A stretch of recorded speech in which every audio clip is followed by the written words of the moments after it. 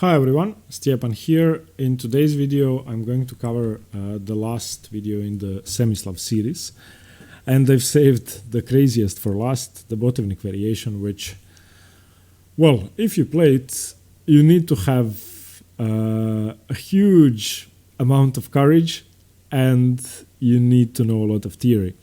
So the Botvinnik Semi-Slav is a very aggressive variation black would choose, in which he tries to win a pawn in exchange for a big initiative for white, which, as it turns out, also returns the material, and black is often the one down a pawn in the variations.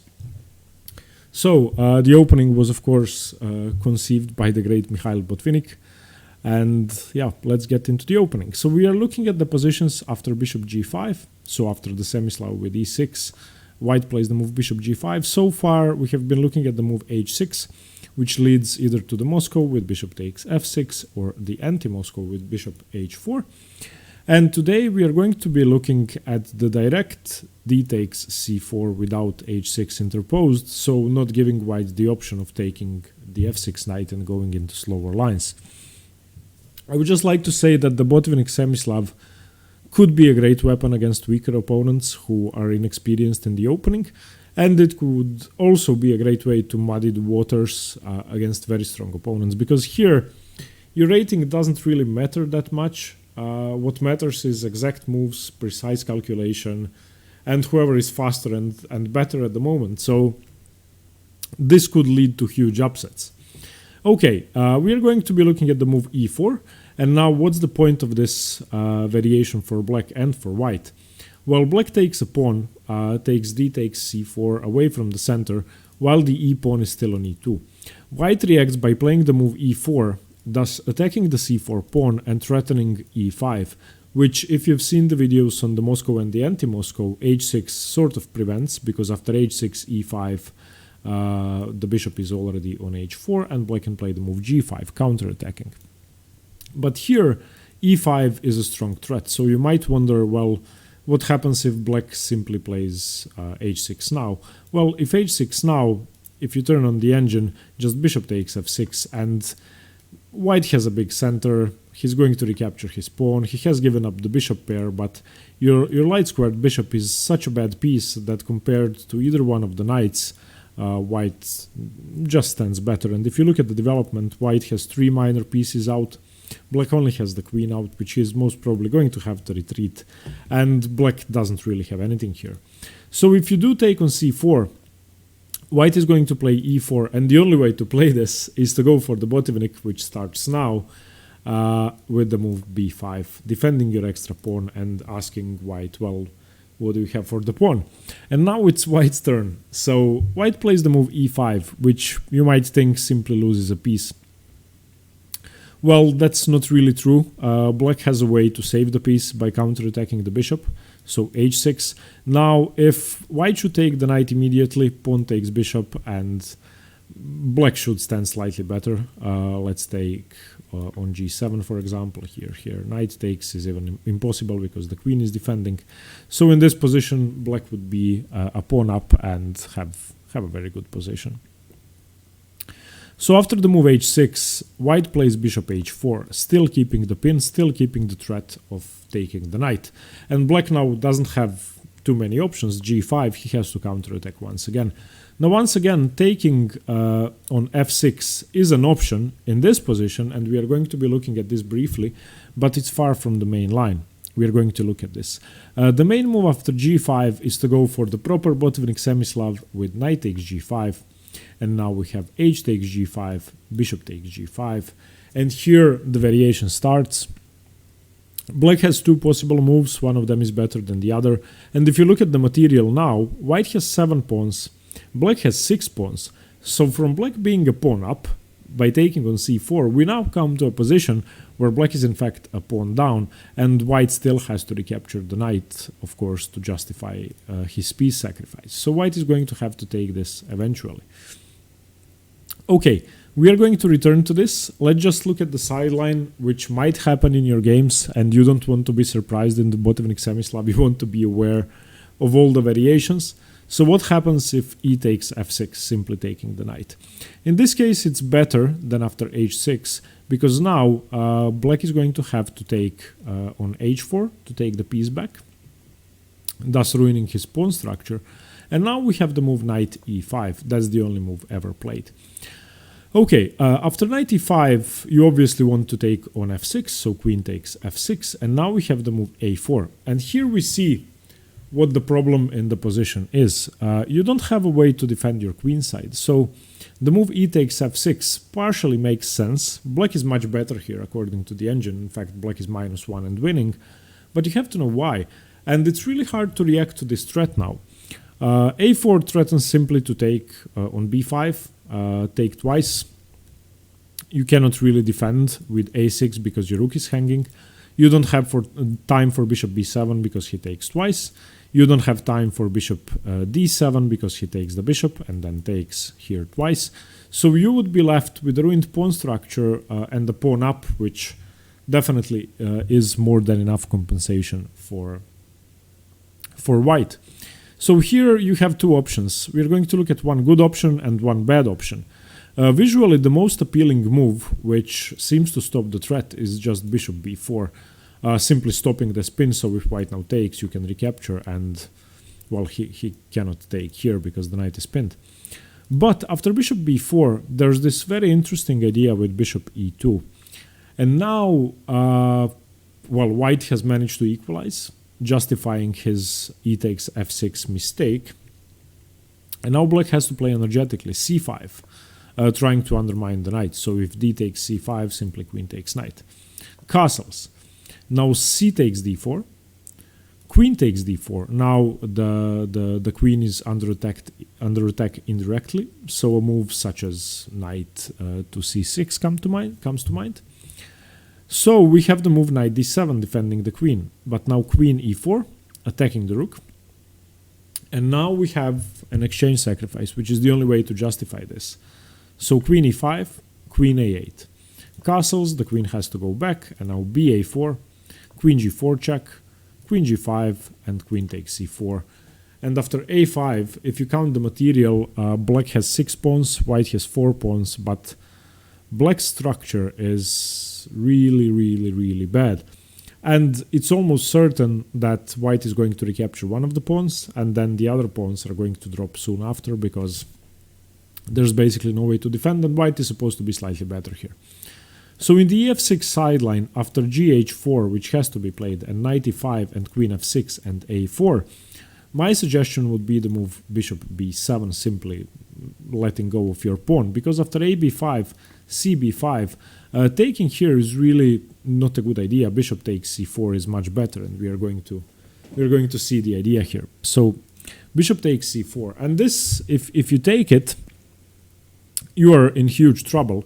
The best move here after bishop takes c4 is to simply play a6.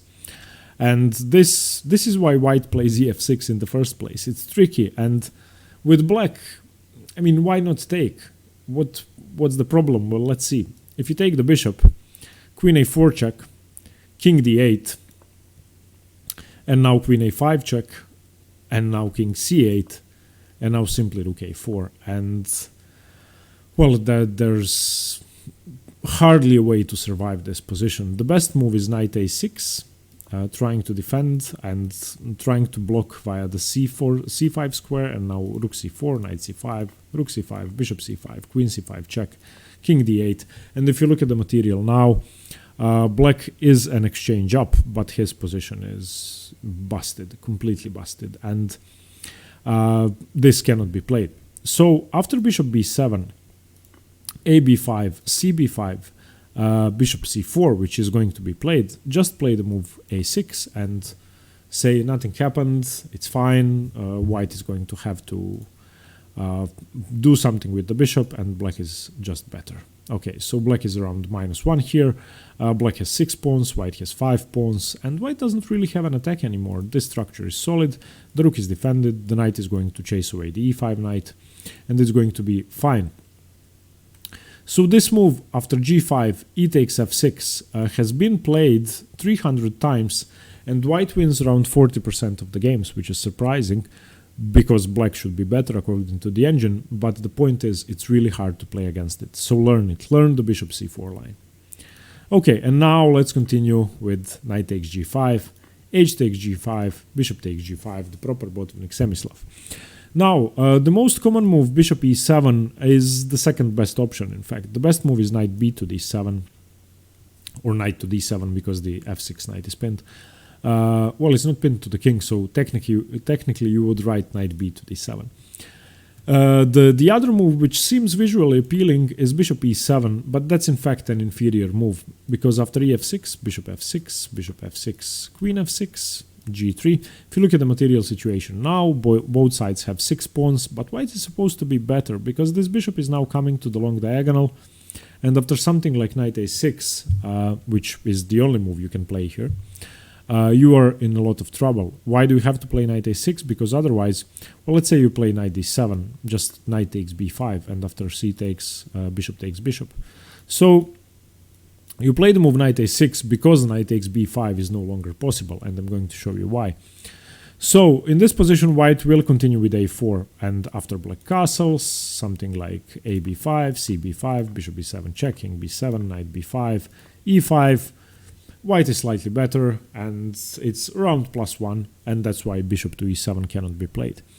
But if after knight a6, white blunders thinking that he can win the bishop, then knight takes b5, you can simply take c takes b5, because if bishop takes b7, you now have the move knight b4, and white doesn't have time to capture the rook. He's still slightly better if, well, if he castles or does something normal. The main move here, yeah, is castles, and black should be equal, slightly better from a human perspective. But if white takes the rook, then it's all over, because knight d3 check, and now you cannot play king f1 because queen f2 checkmate. So king d2, and now you simply take on d4, and this is really not easy to defend. I mean, at the moment, black is a rook down, but his attack is so strong that it's almost indefensible. Firstly, he's threatening to win the queen with any knight discovered check. So let's say queen f1. And now we can simply continue slowly with something like king e7. And from this position on, I'm not even sure what the best move is. Just giving up the bishop, yeah. And if you have to give the bishop back, then, I mean, your position is busted. So, after bishop takes g5, don't play bishop e7, because that doesn't work if white knows what he is doing, if he plays 15 a4. Instead of that, the best move is knight b to d7. And now we come to the main line. We are going to be looking at two moves. E takes f6, recapturing the piece immediately, and g3. G3 is more popular, but they transpose, and let's just leave it at that. So e f6. Let's look at the sideline first. Bishop b7 is the main move. g3, as I said, they will transpose. c5. d5, always when black plays c5, white is going to respond with d5. Queen b6. Bishop g2, castles long, castles short. And now b4, chasing the knight away. Knight a4, queen b5. This is going to be very common. After white castles, you are going to want to play the move b4, and after knight a4, you play queen b5. And white reacts by playing the move a3.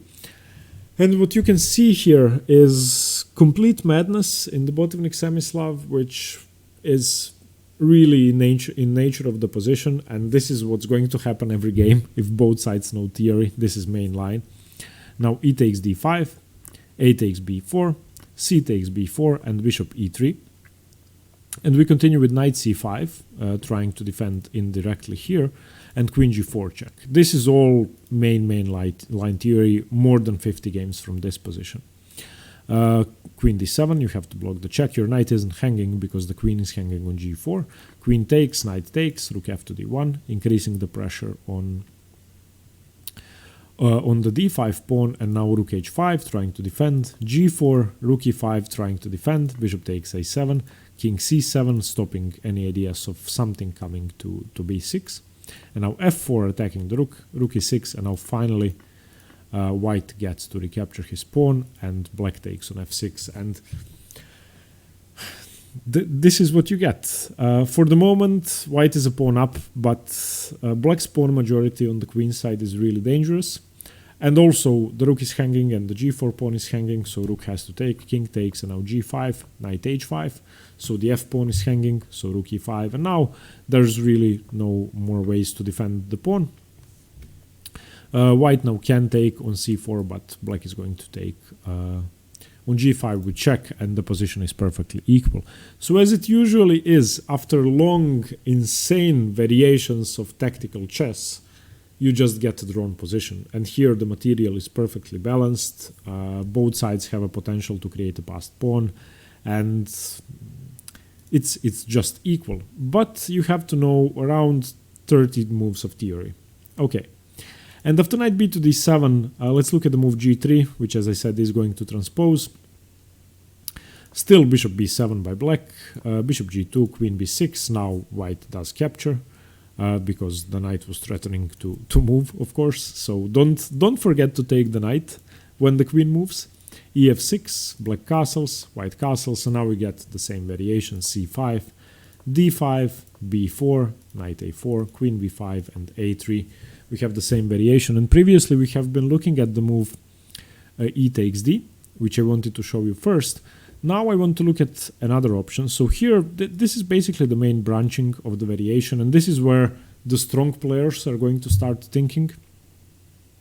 The first move we were looking at is e takes d, which we saw leads to an equal endgame. The other move we have is knight b8. And knight b8 is, I would say, slightly sounder than e takes d. You still keep this tension here. White, of course, cannot take because the queen is hanging, and you can capture with the bishop, and that's a huge difference. So what you want to do is not allow a capture here, because that would activate the bishop. And ideally, you don't want to take with this pawn either, because then your structure is going to be almost indefensible, as we saw. If you can capture with the bishop, then you have more chances. So against knight b8, there's nothing better for white to do than to try and open up the a file and create an attack. So takes, c takes, and now queen g4. Now unpinning and threatening to take twice on e6. So now we have bishop takes d5. And now this is a slightly more solid position for black, and in fact black is better here. The material situation, as you can see, is equal, because in the main line white actually gets an extra pawn out of the opening. But now black managed to capture the d5 pawn. And now let's see what happens. This is where real play starts on high levels. Rook fc1, knight c6, putting a bit of extra defense to this file where the king is. Bishop takes d5, rook takes d5, and now of course the pawn is hanging. You can't have recaptured with the pawn because it's pinned by the queen. So now rook takes c4. And here is a pattern you have to learn if you want to play the Botvinnik Semi-Slav. And I'm sorry, this is tons of theory, but if you know it, if you learn it, then you're going to have great games, trust me. So what you do here is take on g5, and the main move, as you might be surprised, is not taking here with check, because here you simply take, and after queen takes, it's still about equal. The main move after rook takes g5 is the move queen d4. And queen d4 is a lot trickier. So in this position you have to play the move king b8.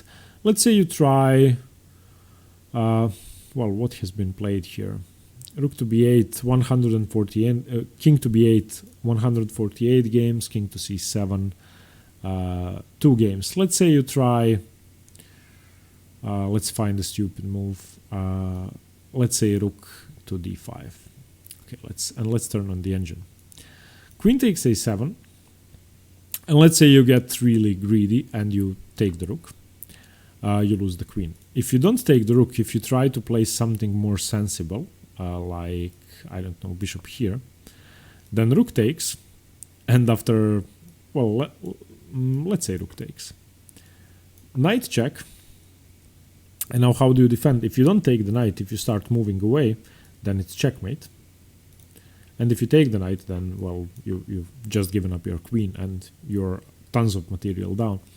So after this rook takes g5, white really isn't forced to take the piece back. There is this really tricky move, queen d4, because the knight is pinned. And now, as I said, you have to move the king. King b8 is the best move according to theory, better than king c7. So king b8. Of course, king b7 hangs the pawn still, king c7 because it's pinned. And now we have rook takes c6, and now there's an intermezzo move which you have to play. And this is something you shouldn't really forget, because while white is threatening the move queen f4 check, so once you capture the rook, white is going to play queen f4, king moves, and queen takes rook. So it's important that after rook takes c6, you interpose this check, rook takes g3, and after f takes g3, you only now take the rook because you want your pawn back. And now once again the material situation is equal.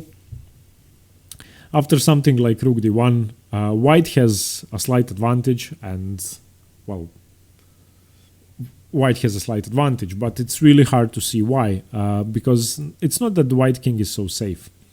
Okay, but still, if I would have to recommend a move for you, then as white, I would recommend that you play g3 first. They are going to transpose, but g3 seems to be more precise. And for black, in this position after a3, which is the crucial position, knight b8 is the main move, but I would recommend the move e takes d. Even though it's less safe, it leads to a completely equal game, whereas the move knight b8, as you saw, leads to a position where white has +1 according to the engine, and it's easier to play for white. But once again, both sides have chances. Okay, I hope you like the Botvinnik variation. I know it's crazy, I know it's a lot of theory. I hope you enjoyed the video. Let me know what you think, let me know if you played, let me know which color you prefer, and stay tuned for more chess. See you tomorrow, bye bye.